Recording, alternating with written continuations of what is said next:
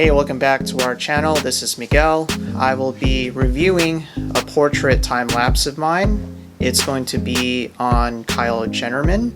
He is a Canadian YouTuber who travels all around Philippines.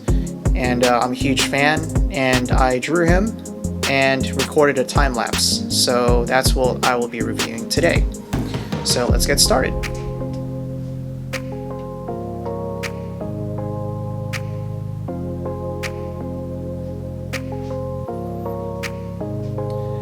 So here, most of my portraits begin with a pink and light tan buff. I use pastels. In case some of you are new to my channel, that's what I use. It's my medium of choice with these portraits. With Kyle, I go right ahead with the hair. Typically, I don't do the hair right off the bat. I typically do that last, but this time around I'll go right for the hair. So he's known to have a bandana or some kind of thing that he wears on his head. And he uses the red, yellow, and blue colors, which are the colors of the Filipino flag. So here I already put down all the outlines.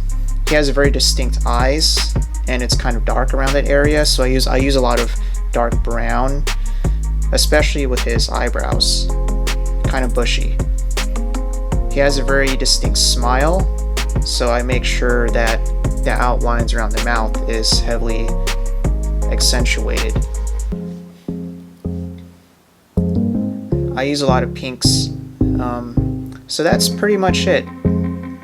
His entire face, his entire facial structure is kind of boxy and roundish. So, yep, I hope you enjoy that time-lapse and my review.